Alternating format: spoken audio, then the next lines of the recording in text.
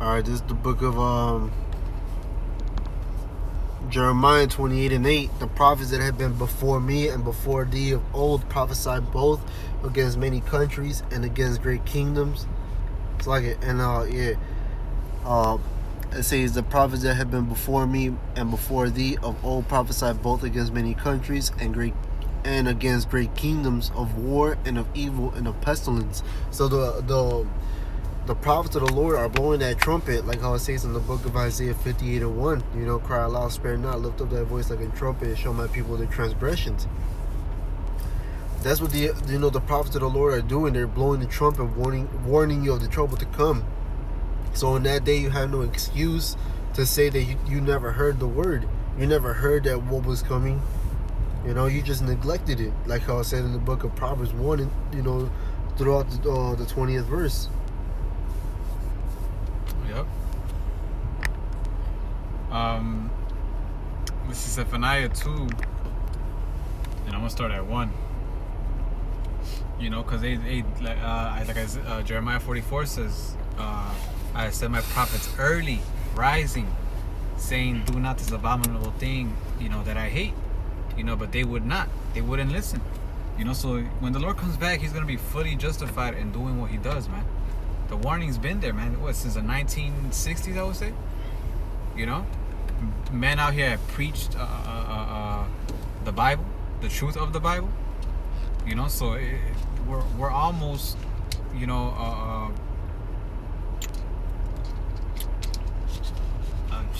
almost to 100 years. Almost to 100 years, man. And God knows how long the Lord is still gonna let us out there. But it's been a long time for you guys to be warned. This is Zephaniah 2:1. It says, gather yourselves together, gather together, O nation not desired, which is what? The Israelites, the so-called Negroes, Latinos, and Native Americans. This is before the decree bring forth, before the day passes the chaff, before the fierce anger of Yahweh come upon you, before the day of Yahweh's anger come upon you. It says, seek ye all Yahweh, all ye meek of the earth, which have wrought his judgment, seek righteousness, seek meekness. It may be ye shall be hid in the day of Yahweh by Hashem Yahweh's anger. And that's us. We're not even promised salvation. Whoever's promised salvation are the only ones that make it and endure until the end. That's when we'll know. But you'll have a higher chance getting salvation doing this now than fucking around and then trying to come back when all chaos is loose. Right. It said right there that we gotta also understand, and people don't even know that in the world. They're all puffed up and prideful. But in this truth, man, you gotta humble down, man. You gotta become, have that meekness spirit on you. And like the scriptures talk about, that the meek shall inherit the earth. All that pride is gonna be done away with, man. Which a lot of you people are fully, are fully into, man. I got one more. This is the book of Habakkuk, chapter 2, verse 1. I will stand upon my watch and set me upon the tower, and I will watch to see what he will say unto me, and what I shall answer when I am reproved. And the Lord answered me and said, write the vision and make it plain upon tables, that he may run that readeth it. For the vision is yet for an appointed time, but at the end it shall speak and not lie. Though it tarry, wait for it, because it will surely come and will not tarry. And the prophets have been out there for a long time, man. The apostles of Great Millstone have been laboring in this truth for decades, man. They've been putting in that work, and because of their labor, their fruit grew, man. Now you have the truth throughout the whole globe. Everybody has heard it, man, and no one can deny that this is the truth. The prophecies written in the scriptures are coming to pass right before the people's eyes, man. There's no neglecting it. There's no rejecting it. And like I talks about in the book of Romans 3:3, for what is some did not believe? Shall that make their faith in God without effect? Just because you don't believe it does not mean it's not going to happen. It says, that was it today. I go. Sure. Is Ezekiel 12, and I'm going to start at 21. It says, "And the word of Yahweh came unto me, saying, Son of man, what is that proverb that ye have in the land of Israel, saying that days are prolonged and every vision faileth?"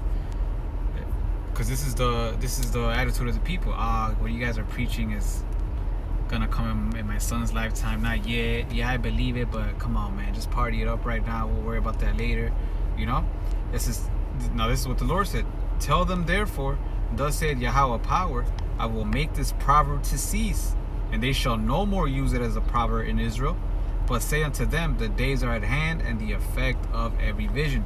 So the Lord said, nah, that attitude, what they're gonna say, I'm gonna make that stop, and you're no longer gonna say it. Why? Because now you're gonna start these things coming to pass in your lifetime, the lifetime that we're living now. It says, "For there shall be no more any vain vision, nor flattering divination within the house of Israel." Right? So what we say, damn near, and if you're in the spirit, you see that it almost happens right away. We start talking about, oh yeah, you know, the MOTB is on the way, and I don't know where we see a news article. People are now required to, you know, show proof of the V to drink, you know? So they're damn near popping out the pages, man. Why? Because the Lord is he's fed up. Now the Lord is gonna bring that judgment, man. Just like how he did to the Amorites. He said that their iniquity wasn't fulfilled yet. You know, they were going off, but it wasn't time for them to get judged until the Lord said so. And that's when Israel went in and got that land. Same thing right here. You know, Esau, Edom, all this society has been going off, and they're only waxing worse and worse. But now is a time for them to actually get judged, man. Mm-hmm. It says, "For I am Yahweh, I will speak." How does he speak? Through his prophets. "And the word that I shall speak shall come to pass. It shall be no more prolonged. For in your days, O rebellious house, will I say the word, and I will perform it, say Yahweh Bashim Yahushai." And that's exactly what we're seeing, man. You know, it sounds like we almost can't keep up with all the news that's coming out about the MOTB, about the, you know, the FEMA camps, about, you know, restrictions, the famines, division, like all the things that are going on throughout the world. You know, the division, the restrictions going on throughout everywhere, man. And the tension between nations, like, hey, that's everybody is getting judged, man. You know, no one is happy and joyful no more. They're feeling the judgments fall upon them. Hey, one of the main things, man, the so-called UFOs. Mm-hmm. The government actually came out and said they were real, man. And it's never happened. All this time he said, no, they're fake, oh, they're conspiracy theories, this and that. And all of a sudden, okay, you know what? Yeah, they are real. You see? And you really want to keep on relying on this man? They've been lying to you this whole time, because he knew about the chariots, but he just hid it from the public. Yes, sir.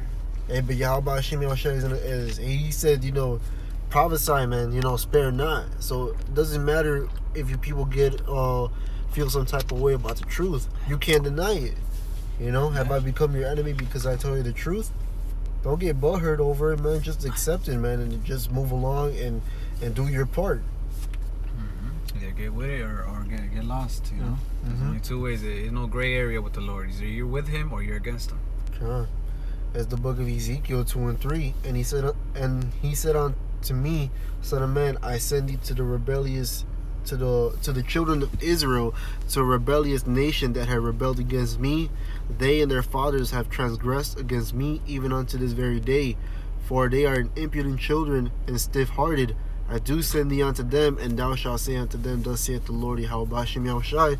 So the Lord knows that our people are rebellious, but the Lord still commanded us to go out and prophesy to them. So they have no cloak for their sin in that day. It says, and they, whether they will hear or whether they will forbear, for they are rebellious house, yet shall know that there has been a prophet among them. So when all the things come to pass, man, alright, because you know, you have, when brothers wake up to the truth, you have them, you know, telling everybody about the truth. You know, relatives, close friends, cousins, you know, your parents maybe. And that, you know, they all scoffed you, but in that day, they're going to know that you were telling the truth, man. Yeah. Because it's right there, they can't deny it. Yeah. That's what we say. People are going to be looking for us, man, but it's going to be too late. Mm-hmm. So it's either get right with the Lord while you still have a chance, or you're going to be destroyed in that day. Simple as that. Hey, but with that, hey, Lord willing, this was an edifying lesson. We'd like to end off by giving all praises, honor, and glory to Yahweh, Ba'ashim Yahushai, Ba'ashim Rakakorash. Double honors to the apostles and the elders of Great Millstone. Salutation to the Yakim pushing this word with truth and sincerity with charity. With that, shalom and abba. Abba.